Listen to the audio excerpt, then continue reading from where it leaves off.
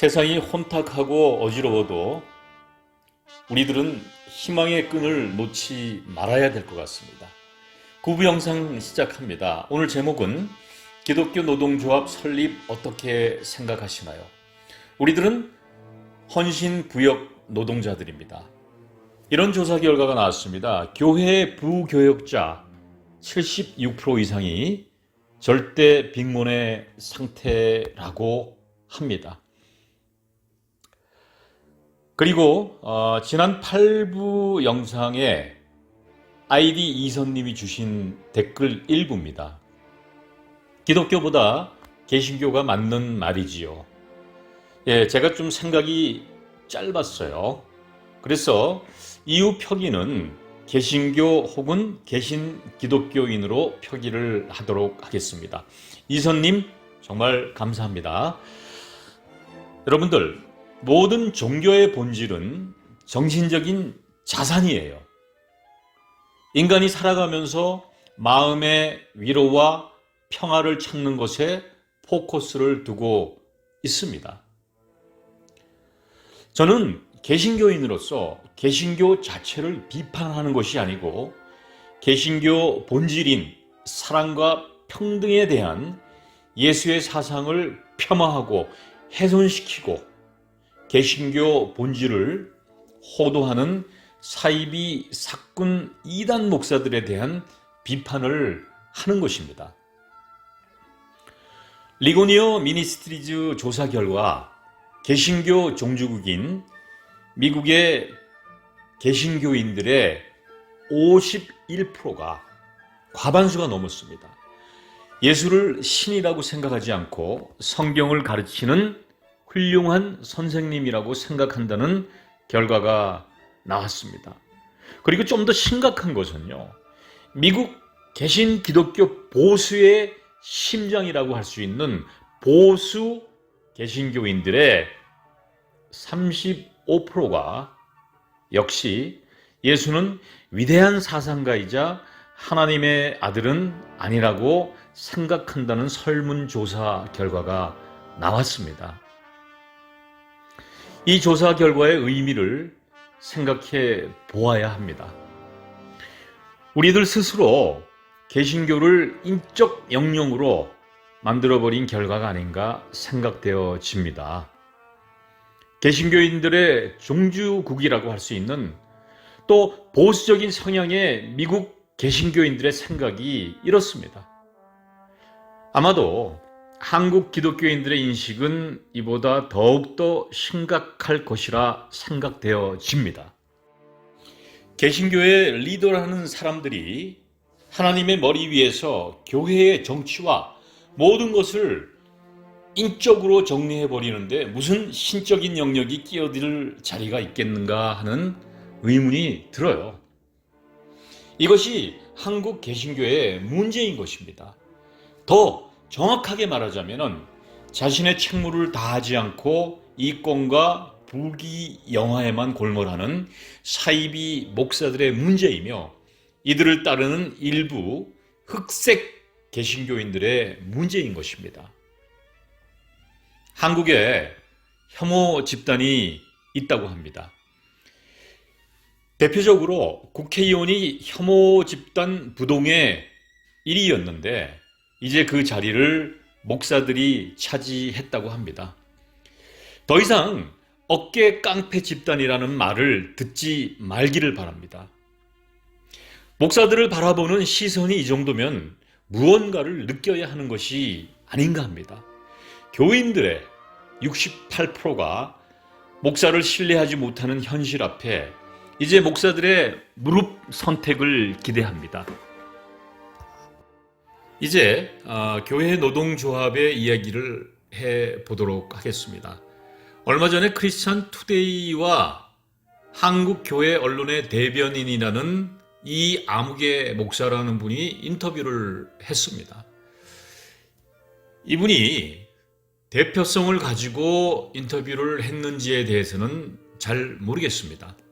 하지만 한국 개신교 주류의 함축된 집합 발언이라고 보여집니다. 이분이 교회를 신적 기관이라고 했습니다.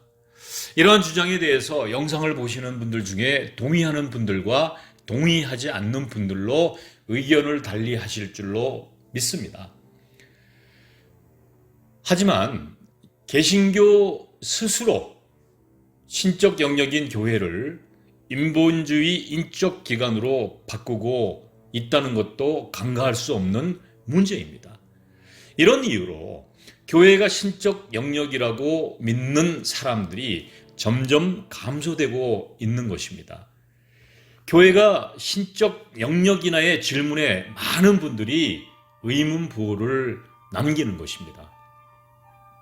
교회가 신적 영역이라고 하기에는 지금의 개신교는 너무나 인적 기관화가 되어 버렸습니다. 목사들의 착각은 본인들이 신적 영역의 존재라고 생각하는 것입니다. 그리고 인터뷰를 진행한 크리스천 투데이의 기자 질문 또한 기자답지 못한 편향성을 가지고 인터뷰를 진행하였습니다. 언론계의 선배로서 충고하고자 합니다. 언론인, 즉 기자는 가슴은 뜨거우나 머리는 냉철하고 중립적인 태도를 견지해서 독자들로 하여금 객관적인 판단을 하게 하는 것이 기자의 정신, 즉 직업 정신이라는 것입니다. 다음은 인터뷰 내용들인데요. 그 내용에 제가 부분 첨삭을 해서 이 영상을 풀어가도록 해보겠습니다. 먼저 이 목사라는 분이 개신교 노조 설립에 대한 비판 이유를 말씀하셨어요. 14년 전에 법원에서 기각이 됐고 또 민노총 산하의 기노련으로 단호하게 대처해야 된다.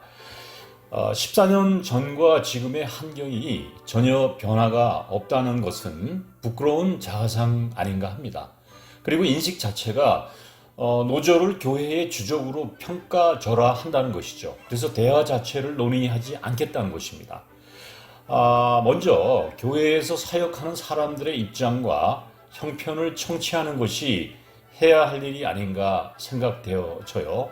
그리고 노조가 생기면 구체적으로 어떤 문제가 생기는가, 최후 개선을 요구하고 교회의 부정적인 것을 밖으로 전파하고 또 신적 기관인 교회를 사업장으로 착각하는 것은 옳지도 건전하지도 않고 신앙적이도 않다라고 이야기를 했어요. 노동조합의 설립의 목적은 당연히 처우 개선과 열악한 환경에 대한 요구인 것이에요. 노동이야말로 신성한 것이고 사기쳐서 돈벌이에 급급하는 사이비 목사들과는 차원이 다른 신성한 행위가 바로 노동의 행위예요. 그리고 노조 설립 명분은 처우 개선을 내걸었지만은 정치적 사안에도 목소리를 내겠다는 의지가 보여서 반대를 합니다. 교회 문제를 사회로 끌고 나가겠다. 문제가 되지 않는데 교회의 신성을 무너뜨리겠다는 것. 그렇게 되면 교회가 무너지기 시작하고 그래서 노조가 성공하지 못하고 반대한다는 얘기예요. 이 부분에 대해서 이미 교회는 정치에 나서고 있습니다. 교회 지도자들의 안위와 정치적 견해에 따라서 정치색을 보이는 것이 한국 교회 지도자들의 모습이 아닌가요? 그런데 노조 설립의 목적이 정치를 일삼는 몰입애들과는 차원이 다른 쉬운 말로 먹고 사는 문제에 대한 몸부림인 것입니다. 이 목사의 발언대로라면은 교회 목사들이 정치적인 색채를 완전히 탈색해야 되는 것입니다. 이런 입장은 내로남불의 전형적인 가진 자들의 기득권 행포, 전위 행위가 아닌가 이렇게 생각해요. 그리고 헌신된 자들이 모이는 곳이 교회라면은 나눔의 헌신도 준비해야 하지 않을까 생각해요. 편향되고 집중된 급여 체계, 헌신과 어떠한 인과관계가 있는지에 대해서 고민을 해야 한다고 봅니다. 보통 교회 전임 사역 전도사의 경우 80만 원에서 100만 원 정도의 사례비를 받습니다. 또 부목사 월급 역시 150만 원에서 200만 원 정도의 사례비를 받는데 터무니없는 것이죠. 그래서 사역에 전념하지 못하고 혼란스러운 생활을 할 수도 있는 것입니다. 이러한 상대적 불평등에 대해서 기득권 목사들이 양보하고 나눔을 실천해야 됩니다. 무려 적게는 4배에서 많게는 수백 배의 임금 격차, 즉 사례비의 격차가 생기는 것이에요. 제가 일부 영상에서 한국 목사들처럼 대우가 천국인 경우는 없다고 했습니다. 오직하면 하나님이 하늘의 보좌와 한국 목사직과 바꾸자는 우스갯소리가 있을 정도입니다. 담임 목사들에게는 기본 급여 외에 많은 혜택이 주어집니다. 심지어 자녀들의 유학비까지 교회에서 책임을 지는 경우가 허다하다는 것이죠. 그것도 세금 한 푼 내지 않고 말입니다. 옛 속담에 콩 한 조각도 나누어 먹는다. 전반적으로 현 개신교 주류들의 생각이 책임지지 못하겠고 헌신이라는 프레임으로 이들을 부려먹는 것입니다. 행복감마저 박탈하는 것이죠. 한 집단이 건강하다는 것은요, 내부의 문제를 스스로 정화하는 것입니다. 그리고 대안을 마련하는 것입니다. 지금 한국 개신교에 이러한 문제들에 대한 자정 능력이 있는지 먼저 묻고 싶습니다. 자정 능력이 없는 집단은 이미 썩은 생선과 같은 집단입니다. 그냥 통상적인 말들 뿐입니다. 예를 들어 은혜스럽지 않게 기도합시다. 우리들은 헌신자들 아닙니까? 라는 걸맞지도 않은 이유를 들이대고 회의와 때로는 협박을 하기도 합니다. 이런 이야기들이 얼마나 무책임하고 사회를 병들게 하는 종량의 시초가 되는 것입니까? 세상의 도덕적 보루는 종교입니다. 이러한 종교, 이러한 개신교가 이제는 도덕적 보루의 막루지기 역할을 할 수 없는 지경에 이르렀다는 것이죠. 목사들의 부끄러움은요, 교인들의 몫이고요, 대한민국 국민들의 몫입니다. 사이비 목사들의 만행이 하늘에 닿았다.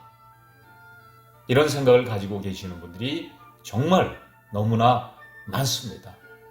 2000년 전에도 지금도 이들은 동분서주하면서 영혼을 훔치는 사탄의 역할을 하고 있습니다.